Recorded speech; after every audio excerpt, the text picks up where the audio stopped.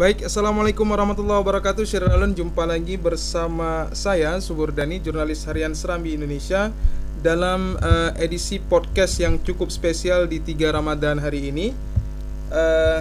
Podcast hari ini bertepatan dengan Sewindu Panwasli Aceh nih, Bu Marini ya. Artinya sudah 8 tahun berarti? Iya. Sudah 8 tahun.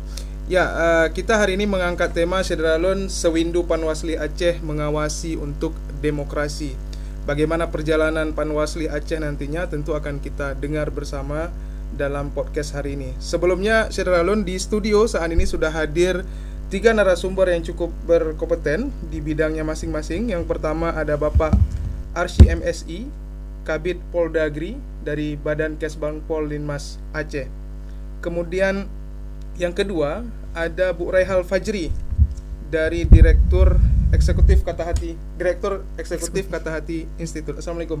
Waalaikumsalam warahmatullahi wabarakatuh. Assalamualaikum Pak Arsy. Waalaikumsalam warahmatullahi wabarakatuh. Nah, yang terakhir yang cukup spesial ini Bu Marini, beliau Kordif ya, Kordif Pengawasan dan Hubal Panwasli Aceh. Hubal ini Bu Marini hubungan lembaga? Ya, hubungan antar lembaga. Hubungan antar lembaga. Apa kabar nih ketika narasumber di Pak Arsy di 3 Ramadan ini? Alhamdulillah. Puasanya masih baik. lancar Pak? Alhamdulillah. Meski di tengah Covid. Bu Marini sendiri seperti apa Bu kabarnya? Ya, alhamdulillah baik, dan alhamdulillah juga masih bisa beraktivitas seperti biasanya meskipun di Ramadan. Insya Allah stamina tetap seperti biasa. Meskipun pemilu belum pasti nih, pilkada. Udah pasti. Ya, meskipun pilkada belum pasti, kami tetap selalu bekerja harus pasti. Iya. Kalau Bu Raihal sendiri apa kabar Bu? Alhamdulillah baik. Kata Hati Institut masih tetap jalan. Ya, kita masih beraktivitas seperti biasa walaupun kebanyakan WFH. Masih WFH sampai sekarang berarti? Ya, nggak terlalu banyak kegiatan yang bisa kita lakukan berkantor kan saat ini. Jadi kegiatan kan lebih banyak kita lakukan dengan, kalau kata anak-anak milenial sekarang kan, kehidupan di awan gitu kan. Kampanye segala macam itu di awan. Oh iya. Baik, Syiralun, tema yang kita angkat hari ini itu lebih kepada bagaimana sejarah ya terbentuknya Panwasli Aceh ya. Seperti kita ketahui bahwa Panwasli Aceh untuk Aceh ya, khusus untuk Aceh itu sudah 8 tahun. Nah, kalau kita lihat sejarah sendiri ya, ini kalau di nasional disebut Bawaslu. Namun ini sudah berganti nomenklatur sampai 3 kali kalau nggak salah Bu Marini ya. Dari Panwaslak dulu ya, pernah Panwaslak, kemudian sampai Bawaslu ya. Terus Panwasli. Panwasli. Nah, dulu keberadaan pertama Bawaslu ini kalau tidak salah itu 1982 Bu Marini. Itu buntut dari kekacauan pemilu di era 1971 yang berlanjut ke 1977 kalau tidak salah, sehingga akhirnya di era reformasi ini dibentuk undang-undang yang bergabung dengan LPU ya, Lembaga Pemilihan Umum. Kemudian dilanjut di era reformasi kembali, dibentuk Bawaslu, dia pisah dari KPU saat itu. Nah, kalau untuk Aceh sendiri, kalau kita lihat sejarah pada tahun 2009 ya, Syiralun, ini pertama dibentuk namanya Panwasli langsung Bu Marini. Iya. Panwasli langsung ya, Panwasli. Namun sempat Panwaslu ya. Panwaslu ya, dan sempat ad hoc kalau tidak salah. Iya. Nah, Undang-Undang nomor di tahun 2011 kemudian menetapkan berubah nama menjadi Panwasli Aceh ya sampai sekarang.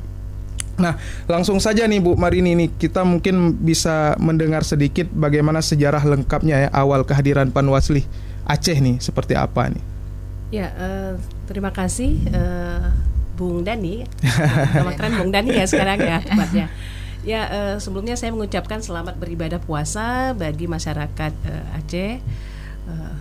Mudah-mudahan ibadah kita selalu mendapat rahmat dan berkah dari Allah Subhanahu wa taala. Amin ya rabbal alamin. Ya, dengan Sewindu ini sebenarnya kerja-kerja Bawaslu itu untuk permanennya 8 tahun ini. Permanennya 8 tahun ini, tapi sebelumnya itu sudah ada lembaga pengawas pemilu. Yaitu bersifat ad hoc. Yeah. Ya. Bisa dikatakan di tahun 6 tepatnya itu kan masih ad hoc juga ya. Kehadiran di Aceh pada saat itu juga di tahun 2000 4 juga itu masih sebagai lembaga ad hoc, lembaga ad hoc sendiri. Kalau untuk permanen dia itu dimulai dari Bawaslu RI PISA itu di tahun 2004. Di tahun 2004. Sementara untuk provinsi itu masih bersifat ad hoc. Ad hoc itu hingga untuk di Aceh hingga di tahun 2013 ya. 2013 ke 2013 ke 2018 itu sudah tetap menjadi lembaga nama Bawaslu. Itu sebelum Pak memakai di Undang-Undang 7 tetap nama Bawaslu. Undang-Undang terbaru ya, Undang-Undang 7 tahun 2017 nama tetap Bawaslu. Hanya saja ada kekhususan untuk Aceh sendiri, nomenklaturnya berubah. Itu di pasal 57 tetap menyebutkan bahwa sebagai lembaga hierarki termasuk di Aceh, lembaga Bawaslu itu ya Panwasli Provinsi Aceh. Seperti itu. Itu tidak mengubah hierarki dari posisi kelembagaan ini sendiri, meskipun namanya panitia seperti itu, karena mengadopsi dari undang-undang pemerintahan ya, undang pemerintahan Aceh, lembaga pengawas itu kan namanya seperti panitia pengawas pemilihan di Aceh, seperti itu. Jadi rentang kerja-kerja ini sendiri sebenarnya di tahun terutama pilkada terbesar.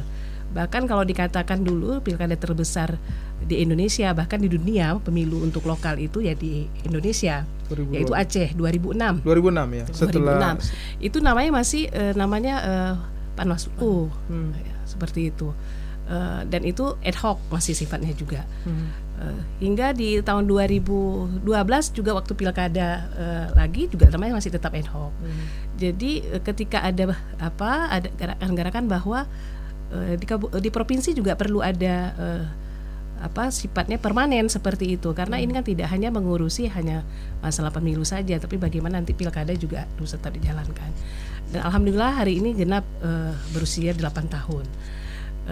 Ada satu hal yang menarik, yaitu di Undang-Undang 7 tahun 2017 sendiri, kabupaten kota tepatnya itu sudah permanen di tanggal 15 Agustus di tahun 2018.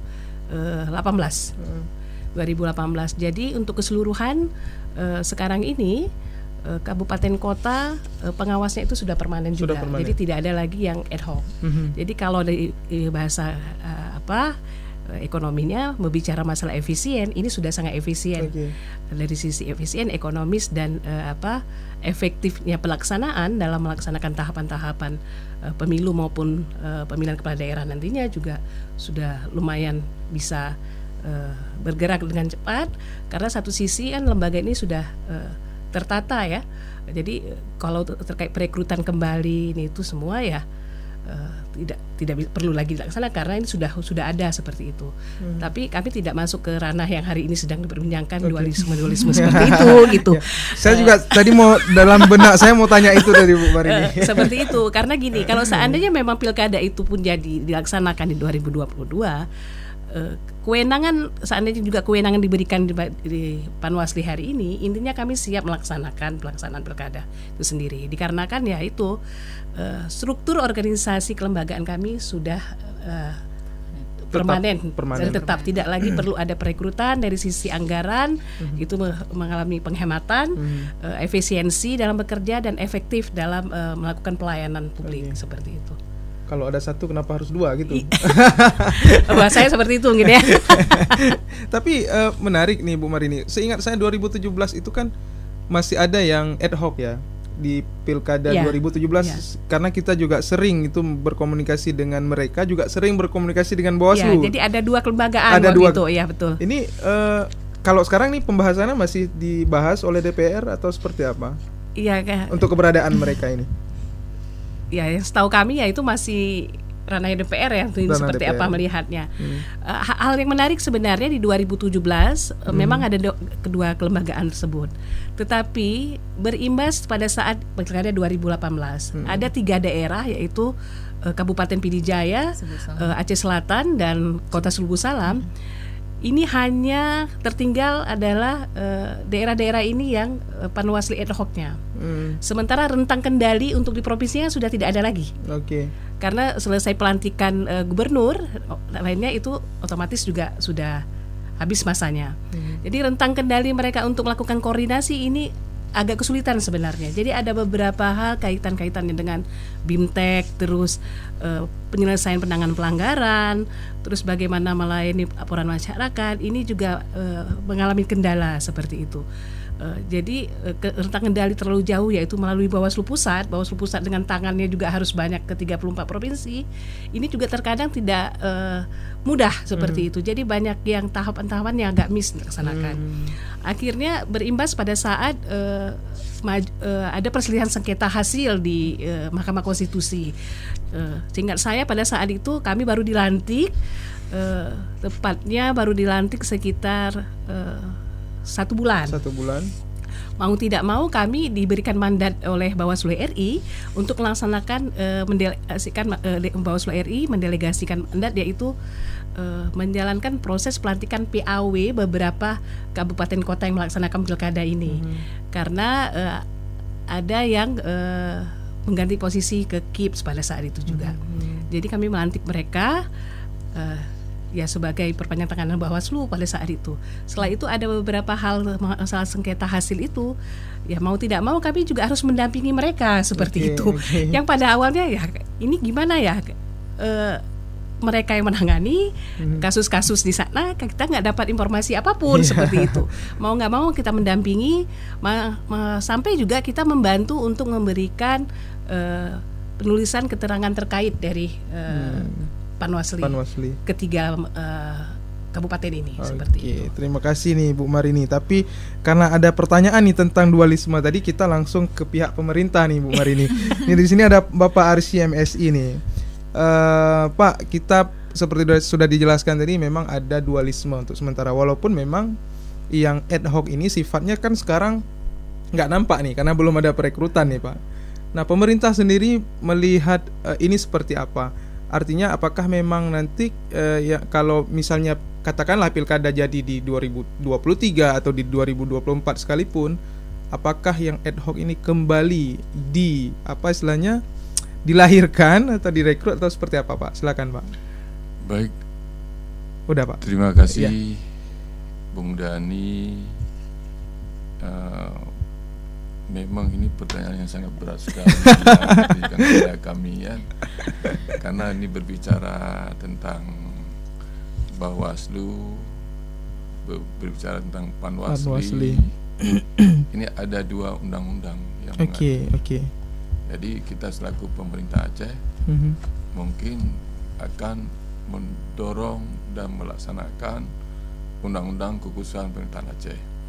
Namun hal ini kami pemerintah Aceh juga mengembalikan kepada mana yang terbaik. Kalau memang yang terbaik itu, tapi kita tetap berpedoman kepada undang-undang pemerintahan Aceh. Yang Panwasli ad hoc tadi disebutkan dalam UU-PA Pak? Itu memang disebutkan di dalam UU-PA. Di keberadaannya diatur di sana. Dipilih sekali setiap pilkada atau dipilih oleh DPR. Mereka menjalankan tugas sampai selesainya proses pilkada ya Pak, pelaksanaan. Sampai selesai proses pilkada. Kalau sejauh ini Pak dari pemerintah Aceh pernah nggak dikonsultasikan dengan DPR terkait keberadaan ini? Karena kalau mengacu kepada penjelasan Bu Marini tadi, betul memang ada mubazir di sini, baik dari segi anggaran juga dari segi tenaga. Karena paket komplit kan Pak di Bawaslu Aceh atau Panwasli Aceh ini sudah paket komplit.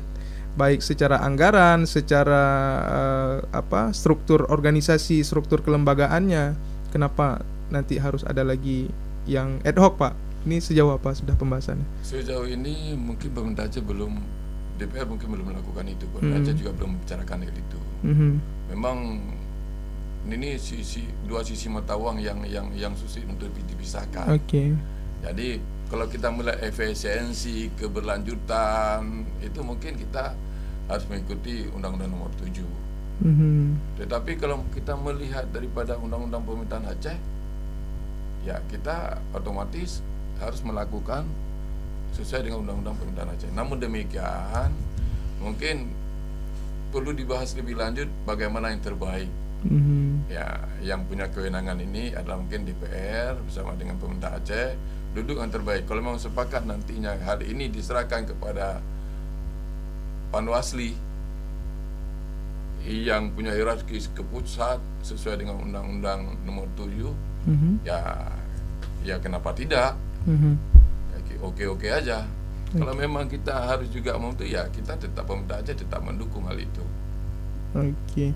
Nah, kalau kacamata kami nih Pak sebagai rakyat tadi ya, atau sebagai jurnalis, kita melihat memang ada dua sisi yang fungsinya sama.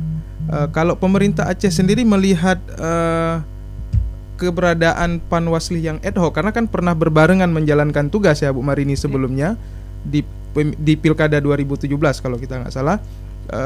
Ini pemerintah Aceh melihat ini seperti apa nih Pak? Apakah betul juga seperti kacamata kami rakyat biasa? Ini kan mubazir ini. Seperti apa Pak? Begini, kita kan pemerintah ini kan harus menjalankan undang-undang. Oke. Jadi undang-undang yang kita jalankan. Jadi undang-undang yang mana? Makanya perlu sinergi antara dua undang-undang ini, mana yang harus kita tegakkan. Ya, jadi itu sebenarnya nggak ada yang perlu kita perdebat. Karena ini pemerintah harus menjalankan sesuai dengan undang-undang yang berlaku. Yang ad hoc dijelaskan dalam UPA dijalankan, ya kemudian Bawaslu juga dijelaskan dalam UU Nomor 7 juga dijalankan, Pak. Justru itu sekarang kita kan harus mencari titik temunya bagaimana. Dan otomatis ya kita dengan DPR akan duduk bersama membahas tentang hal itu. Namun sampai saat ini kita belum melangkah untuk membahas tentang Panwasli yang sebagaimana diatur dalam undang-undang pemerintah Aceh. Oke. Nah, langsung nih ke Bu Raihal nih, antara masih perdebatan soal dualisme ini kok mengerucut ke sini ya pembahasannya, tapi nggak apa-apa. Kalaupun nanti misalnya nih Bu Raihal, kita harus milih salah satu, apakah UUPA itu harus di JR, Judicial Review, atau seperti apa nih? Sebenarnya saya mau bicarakan dalam konteks perdamaian Aceh berkelanjutan. Oke, konteksnya itu ya. Garis besar kita adalah itu, kita berpijak di situ. Jadi berbicara tentang proses perdamaian berkelanjutan, Aceh itu punya Undang-Undang 11 tahun 2006. Dan kita mendudukan konteks undang-undang ini bukan sebagai undang-undang pemerintahan Aceh dalam tanda kutip, ini miliknya orang Aceh. Ya.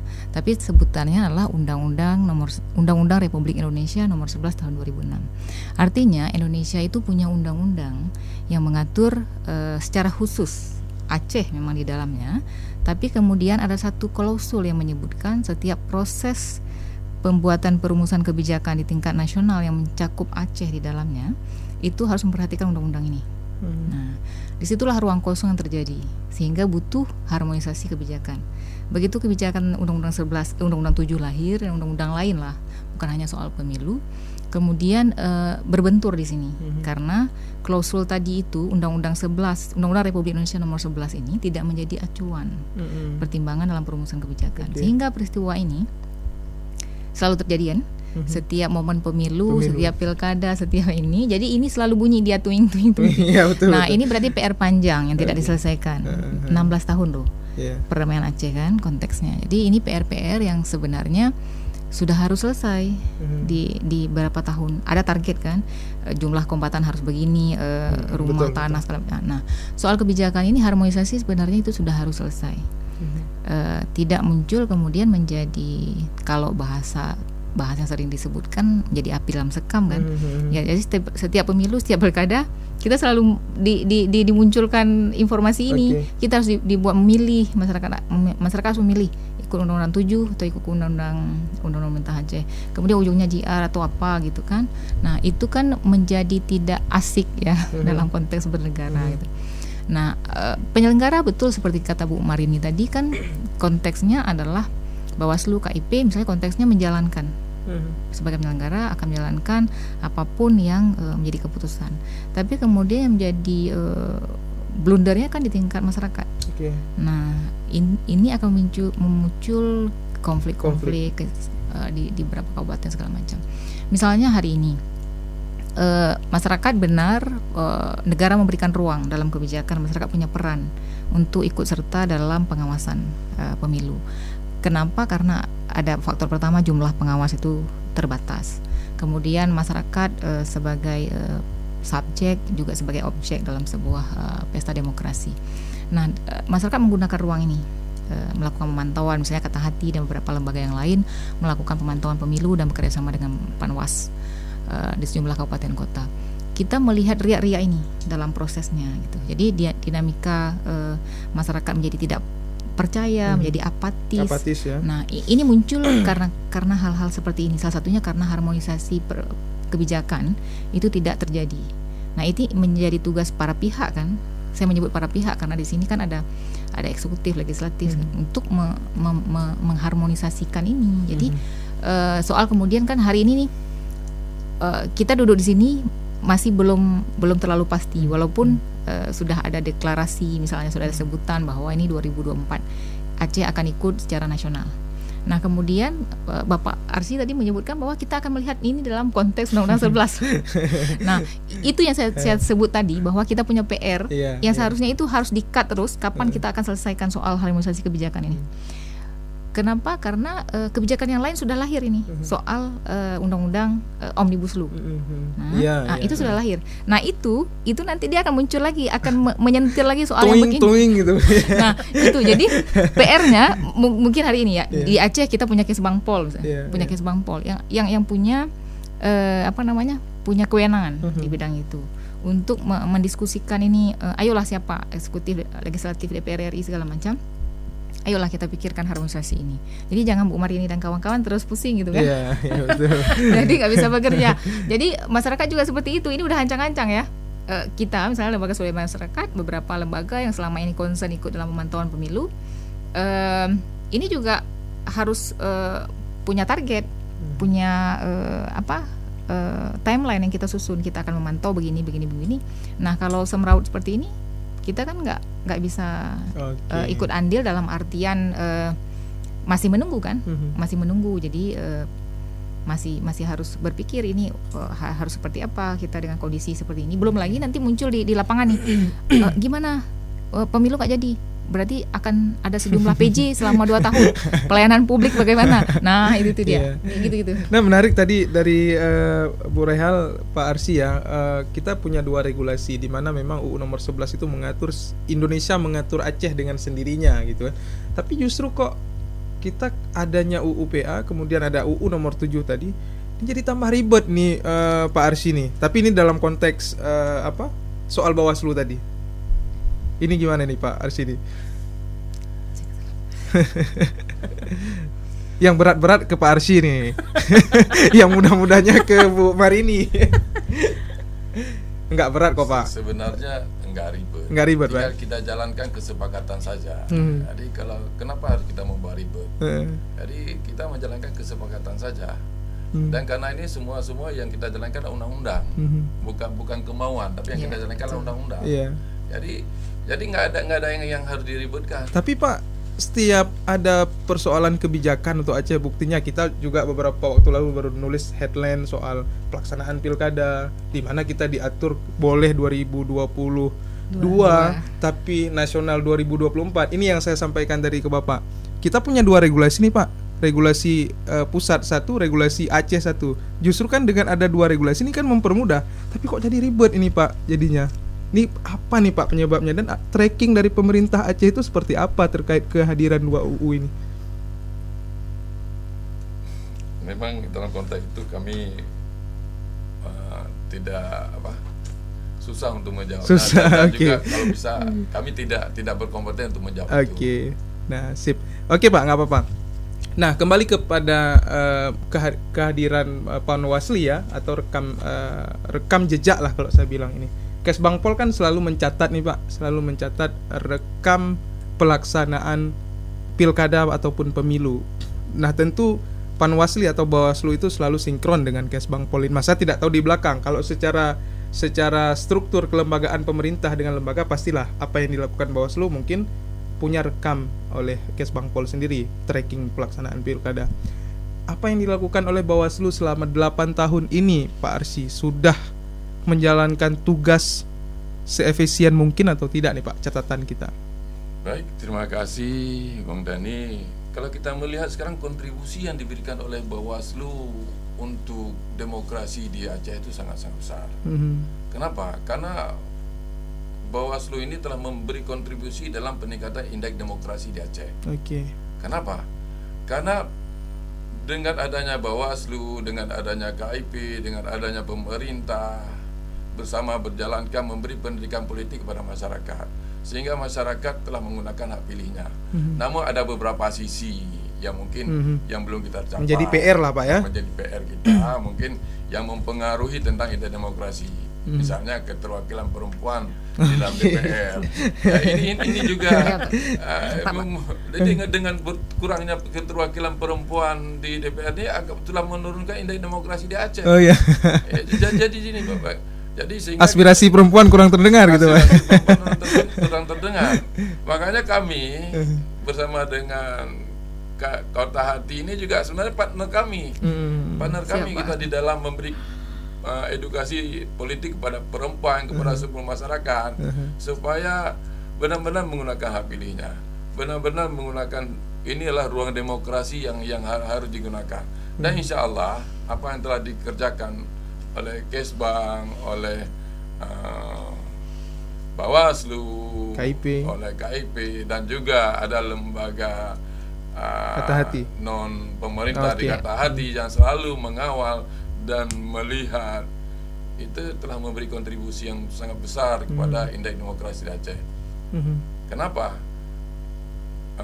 Karena pada selama pemerintahan ini indeks demokrasi ini terus meningkat, dan kita pernah berada pada puncaknya di tahun 2000, indeks demokrasi 2018 itu kita berada di 79,9 98. Itu adalah kita di level tertinggi untuk kategori menengah. Tetapi untuk indeks demokrasi di 2019 itu kita menurun. Pemilu ya Pak? Pemilu 2019 indeks demokrasi di tahun 2019 itu kita menurun. Salah satu yang memberi menurunnya penyebab turunnya adalah keterwakilan perempuan di DPR. Salah satunya. Sedangkan hal-hal yang lain, sekat-sekat masyarakat, itu tindakan-tindakan masyarakat yang bersifat anarkis dalam menyampaikan, itu sudah sangat berkurang, dan itu sudah memberi angka yang positif. Ya, jadi ini makanya kami dengan kehadirannya Bawaslu itu sangat mendukung kerja pemerintah di dalam meningkatkan indeks demokrasi. Dan kami dalam kesempatan ini juga mengucapkan selamat sewindu usia Panwasli Aceh, dan selamat 13 tahun Bawaslu Bu ya. 13 tahun ya Bu. 13 tahun Bawaslu Indonesia dan 8 tahun Panwasli Aceh.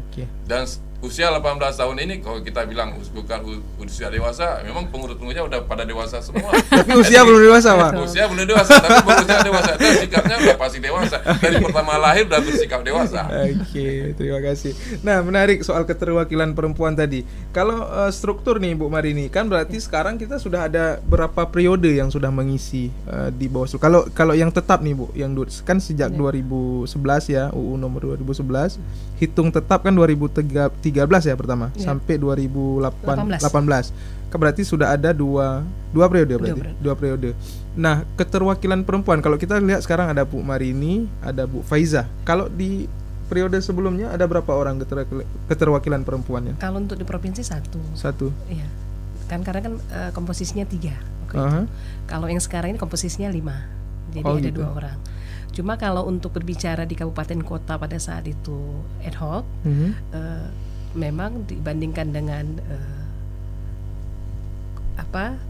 lembaga penyelenggara lain, Panwasli masih agak lumayan lebih tinggi partisipasi keterlibatan perempuan di lembaga pengawas seperti itu. Untuk sekarang pun di lembaga pengawas pemilu Panwasli sendiri, dibandingkan dengan lembaga penyelenggara lain, kami masih di kategori memang tidak sampai 30%, tetapi hampir mencapai 30%, sekitar 22% sekian. Menurut kami itu sudah berusaha maksimal, tapi dapatnya segitu sudah alhamdulillah sekali seperti itu. Karena begini juga, tidak mudah memang ketika proses perekrutan di mana kehadiran partisipasi perempuan itu untuk ikut dalam proses lembaga ini banyak minatnya. Dan di beberapa kabupaten kota itu harus dilakukan perpanjangan sampai berapa kali untuk proses perekrutan tersebut. Saya pernah terlibat sebagai pansel di 2017. Itu pansel kan untuk pengawas ad hoc-nya sebelum permanen. Itu perpanjang sampai 2 kali perpanjangan. Bagaimana mencoba mengakomodasi peserta pencalonan ini ada hadir perempuan keterlibatan di sini. Tapi pas kita pas kami tracking semua, tidak semua kabupaten kota itu terpenuhi calon-calonnya hadir di situ.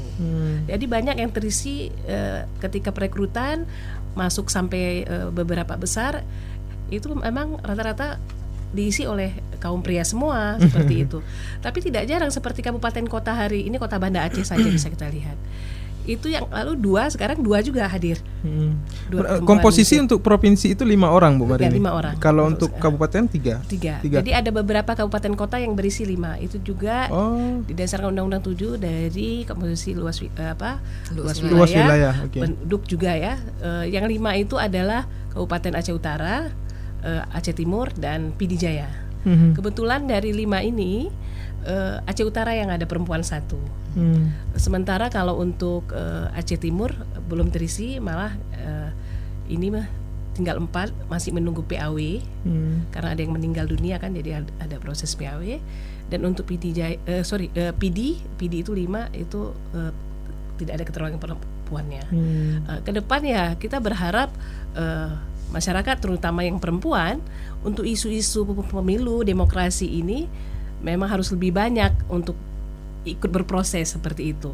Karena kalau tidak ada kehadiran perempuan itu warna kebijakannya akan beda. Seperti itu. Itu bukan hanya warna kebijakan internal tetapi juga mengisi kebijakan-kebijakan sifatnya eksternal seperti itu. Tapi walaupun di beberapa tempat tidak hadirnya perempuan, kami berusaha ini bagaimana perspektif pengawas pemilu kami itu berisikan perspektif perempuan. Gender balance perspektif gendernya harus dapat. Jadi mungkin ada 1-2 ini materi-materi ini harus masuk. Memang harus masuk. Kalau tidak dari mereka juga tidak akan mengalir sebuah kebijakan yang memang bernuansa peka gender tersebut di dalam kebijakan internal. Karena apa? Pendukung untuk memfasilitasi sekretariat juga kan hadirnya perempuan. Jadi sejauh mana kepekaan kebijakan di internal tersebut juga mengakomodir hal-hal yang sifat-sifatnya juga ada mendukung untuk kehadiran perempuan yang melayani atau memfasilitasi giat-giat yang dilakukan oleh pengawas kabupaten kota. Misalnya saja seperti ada cuti melahirkan, pegawai kontrak itu seperti apa, yang tidak diatur kami berusaha untuk mengaturnya, seperti itu. Karena kalau pegawai kontrak nanti kan tidak sama juga. Ini bagaimana proses-prosesnya. Terus si bapaknya ketika ini ketika istrinya mau melahirkan, apakah sama dengan lembaga lain harus libur atau seperti apa? Ini juga kami berusaha hal seperti ini harus masuk seperti itu. Tapi ada satu lagi pertanyaan nih Bu Roya. Bu Marini, sejauh ini kan Bawaslu ini kan bisa disebut lembaga pengadil lah ya dari konflik-konflik pemilu, peradilan sengketa. Merasa berat nggak ketika misalnya Bu Marini di situ, kemudian ada Bu Faiza, ada sengketa-sengketa politik yang memang sulit dan itu memang politisi-politisi dari kabupaten datang, itu merasa berat nggak selaku perempuan? Iya, seapapun beratnya kami harus tetap menjaga integritas ya. Tekanan politik banyak pada saat itu, pada saat tahapan pemilu, dari penanganan pelanggaran administrasi terutama, terus penyelesaian sengketa terkait pencalonan bisa atau tidak seperti itu. Mungkin Bung Dani juga sempat ngikutin beberapa Itu bukan hal yang mudah. HP itu kami harus baca saja, tapi tidak harus kami layani juga. Karena tolong bantu si A, si B, si C. Ini juga kan kalau seandainya membantu sesuatu seperti itu kan sudah bagian dari integritas kami dipertanyakan seperti itu. Ya udah, kami berusaha ngikutin koridor aturan yang berlaku saja seperti itu. Kalau memang layak orang ini untuk proses adalah untuk menuntut keadilan yang terpenuhi, MS istilahnya memenuhi syarat, ya kita lakukan seperti itu. Kalau tidak ya tidak. Tapi juga kami memutuskan bukan tidak berdasarkan fakta-fakta persidangan, tetapi juga bukti-bukti yang kami dapat seperti itu. Jadi sejauh ini alhamdulillah seperti itu. Apa yang kami putuskan hingga pemilu usai sejauh ini aman dan damai tidak di-KPP-kan. Kalau melihat di beberapa provinsi lain hingga sekarang untuk kasus pilkada putusan-putusannya akhirnya berujung juga ke DKPP seperti itu. Baik, menarik sekali Syederalun perbincangan kita, sudah meluas ya perbincangan dari Sewindu Panwasli Aceh. Kita sudah ngobrol beberapa item tema di bawahnya, termasuk soal gender barusan. Baik Syederalun, kita akan break sejenak, nanti akan kita sambung lagi dan kita nantikan dulu yang akan lewat ini.